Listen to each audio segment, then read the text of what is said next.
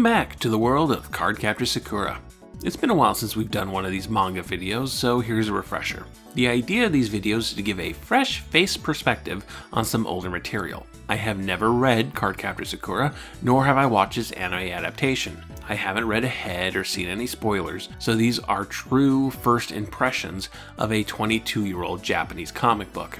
This way, longtime fans can point and snicker as I focus on the wrong details, mispronounce important words and names, and completely miss foreshadowing. You're welcome. Cardcaptor Sakura is a magical girl property about 4th grader Sakura, who has been tasked with collecting the Clow cards, magical artifacts that transform themselves into powerful monsters. With every card she collects, Sakura gains new abilities, such as flight, control of the wind, or making trees. Last time I talked about how I like the idea of an empathetic superhero, that Sakura's means of capturing card creatures was by understanding them instead of fighting them, and that was really neat. But the art itself had confusing, muddled action and comical body proportions. We'll see if that carries over to Volume 2, which contains chapters 6 through 10. We open with Athletics Day at the elementary school, a family-oriented track and field event with races and cheerleading. It's a beautiful day. The sun is shining, flower petals are in the air. Everybody's there. Sakura, Sakura's best friend Tomio, her brother Toye, and her big crush Yukito. One of the day's events will be the parents' race, so Sakura's father will be showing up shortly, but more excitingly, so will Tomio's mother, Sonomi. She's been busy running a big toy company, so Sakura's never met her. Oh, there she is now. Let's go, lesbians! Let's go, lesbians! Excuse me, lesbians coming through! When Sonomi sees Sakura, there's a shocked expression of recognition, and after the two properly introduce each other, Sonomi mentions that Sakura resembles someone she used to know. This is all very mysterious until Sakura's dad shows up, and Sonomi has a dramatic reaction. It turns out that Sonomi and Sakura's mother, Nadeshiko, were cousins, which I guess also makes Sakura and Tomio, second cousins? Or first cousins once removed? I could never figure out the cousin ranking thing. Point is, these best friends are related. Sonomi, in turn, was very close with Nadeshiko, and seeing Sakura brought back all those memories. But this nostalgic euphoria is interrupted when Sakura's father, Fujitaka, enters the scene, and Sonomi freaks out. We learn more about Sakura's parents, how Fujitaka was Nadeshiko's teacher and they got married when she was only 16, which, yeah, not super on board with that.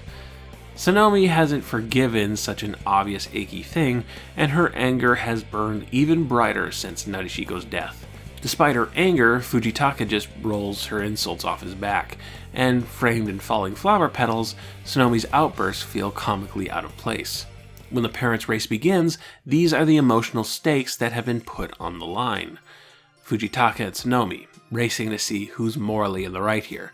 Sure, in the real world we don't solve years of antagonism with track and field, but in the magical world of manga, we work out our problems with dramatic competition coated in flower petals. Okay, actually these flower petals are getting ridiculous. Even the characters are commenting on them. And as the race starts, they start pouring down, burying the area. Something's not right. This is magic, and where there's magic, there's a Clow card. Chapter 7 starts with Sakura and Tomio hopping onto Sakura's staff and casting the Fly card to get a bird's eye view of the situation, and then call Kiro via cell phone to get his advice. Eventually the source of the magic petals is discovered on top of the school. The Flower Clow card is really just a pretty, happy lady with springy corkscrew hair. They're not here to fight, they just wanted to join in the festivities and got carried away. So Sakura doesn't even have to come up with a clever battle plan this time, she just has to ask, "Hey, pretty lady, could you turn back into a card, please?" And it does, and the petals stop, and Sakura now has flower power in her inventory. Back in the race, Sonomi and Fujitaka are basically swimming in petals at this point, and are pretty closely matched, but Fujitaka wins. For Sonomi, this is just another thing Fujitaka has taken away from her, and she goes off on the man. Sakura and Tomio overhear from the bushes, and Sakura uses the flower card to summon 2 tiny flowers, Nadeshiko's favorite flower. Seeing this symbol of the woman that both of these people loved, that both of these people lost, calms things down considerably. Sonomi realizes she's gone too far with her anger and apologizes. Fujitaka apologizes too, saying the relationship really wasn't the smartest idea, and also he's technically a sex offender. So I'm a little less sympathetic there, but at least these two are making up a bit. Sakura and Tomio are overjoyed that their parents are getting along, and in this moment of happiness, they say they love each other.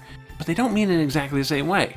Sakura loves Tomio as her closest, dearest friend, but it's implied that Tomio loves Sakura in a very different way.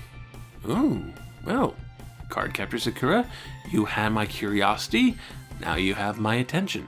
I did get some comments in my last video that implied this manga did have some LGBT aspects, so this gets me excited, but as I've never heard Cardcaptor mentioned in the same breaths as, say, Sailor Uranus and Sailor Neptune, or Revolutionary Girl Utena, or Yuri on Ice, or Jesse and James, I'm not going to get my hopes up that this goes very far. Oh, and also they're related? I really don't want to get involved in the how far apart do cousins have to be before it's cool debate. We'll just say that whatever happens, Rudy Giuliani approves. Everybody starts raking up the flower petals, and the chapter ends with a mysterious figure on the roof, watching the scene through binoculars and holding a strange artifact. Whoever they are, they seem to know what cloud cards are. Chapter 8 begins with Sakura and Tomio discussing what Sakura should get Yukito for his birthday, which is on December 25th. So, he's a Jesus? The two of them try to get advice from one of their classmates, Rika, because she's seeing someone older. Uh-oh, you're in 4th grade, none of you should be seeing anybody. Rika offers to go gift shopping with the two girls, and we're introduced to one of the girls' teachers, Yoshiyuki, played here by Pinhead from the Puppet Master films. Yoshiyuki and Rika make eye contact across the classroom, and god damn it! This is supposed to be a light, fun, magical girl manga. Why does it have such a hard-on for gross teacher-student relationships? Fujitaka and Nadeshiko was bad enough, Rika hasn't even hit puberty yet. Anyway, getting back to the story, there's a new foreign exchange student coming in today, and he appears to be Donald Duck's human Sona. This is Ciaran Lee, a Chinese boy with some serious grump face, and also he's clearly the mysterious figure from the end of the last chapter. He ends up seated behind Sakura, who's pretty intimidated by his constant death glares. After school, Ciaran pulls Sakura aside. Turns out we're not wasting any time in revealing what he's all about, which I appreciate. He pulls out that artifact from earlier and says it's made to locate cloud cards, and he wants Sakura to give him all the cards in her possession. Sakura's all, no? Cerberus the Guardian Beast tasked me with collecting the cards, and he's the ultimate authority on these matters? And Ciaran is like, yeah, but you suck at it. Just give me what card you have and I'll take over the quest. Ciaran gets a bit threatening, but Toye enters the scene and completely manhandles the little jerk. The two actually get into a flippin' kung fu fight until Yukito shows up offering pork buns. Either Ciaran is allergic to pork or cute pointy-chin boys, and he books it out of there right quick. Unsure of what to make of things, Sakura goes on her shopping trip with Tomio and Rika. Sakura settles on a fancy rice bowl, while Rika finds a nice sword brooch. Back at home, Sakura brings the Ciaran situation to Kiro's attention. This leads into a major exposition dump about Cloud Reed, the half-English, half-Chinese sorcerer who created the cloud cards using a combination of Eastern and Western magic way back when. The cloud cards are basically the magical equivalent of putting hoisin sauce on your hamburger. Cloud Reed's mother family was the Lee family, a famous warrior lineage. There's a good chance that Ciaran is from that family and therefore a distant relative of Clow, and his thingy is probably a compass that points to the location of cloud cards. Sakura wonders if maybe she really should pass on the quest to this boy, but Kiro insists that when she opened the book, she became the only person the cards would respond to. Her name is written on them. But we also get a pretty ominous moment when Sakura brings up the consequences of failing to find the cards. There won't be a major earth-shattering disaster, but a personal disaster, something that would shake Sakura's world. A plot thread for future volumes, no doubt. The chapter ends with Rika suddenly showing up without warning, her expression blank, her eyes glassy. Suddenly, the sword brooch she had bought earlier grows into a full-size sword, and Rika attacks Sakura. The attack continues into Chapter 9, where Kira recognized this as the Sword Cloud card. It's possessed Rika, and boy does it love getting into fights. Sakura counters by summoning the Flower card, an unexpected choice, but the flurry of flower petals gives Sakura enough of a distraction to get out of harm's way. Sakura is super worried about hurting Rika, but suddenly another sword enters the fray. It's Sioran, here to save the day and show off, taking a moment to insult Sakura in the process. I love Sakura's face in this frame, a mix of actually being hurt by the insult and are we really doing this? Are we really doing this right now? Really? Sakura is not about to be shown up by this little shit, so she casts the illusion card, which creates an image of Yoshiyuki that breaks the sword's hold on Riku's mind. Sakura slaps the sword out of Rika's hand and it reverts back to its card form, Rika passing out. Sioran is all, oh well, if you could get these cards, it must not be that hard after all, and I think I'm going to love to hate on this kid. He is likewise unimpressed with Kiro's Beanie Baby form, which Kiro responds to by biting his finger. Yukido shows up again, and Sioran makes another hasty escape. What a strange kid.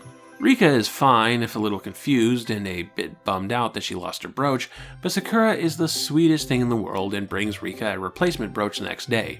Then we get a scene that confirms Rika and Yoshiyuki's relationship, and Yoshiyuki proposes to a preteen girl! The Cardcaptor Wiki says she's 11! Who wrote this, Luc Besson? The chapter ends with Sioran finding Yukido and company on the school grounds and giving Yukido some candy for his birthday, which seems to recontextualize his earlier escapes as him having a super huge crush on Yukido and being too embarrassed to stick around. So not only is he a rival for Sakura's quest, he's a rival for Yukido's affection. And now, Chapter 10. Sakura is in a kitty maid outfit and is chasing down... well, that's just Jolteon. I think Pokemon was first, so, is Game Freak getting a piece of that? Anyway, this is just one of Tomio's videotapes of Sakura capturing the Thunder Cloud card. The girls have a sleepover and then spend a day on the town, finding Toye one of his many jobs, catching up with Rika. It turns out everyone's shopping for Valentine's Day. Well, you know, this series is really moving fast. Chapter 6 and 7 took place in what I'm fairly sure is Health and Sports Day, a national holiday for Japan that takes place on the second Monday of October.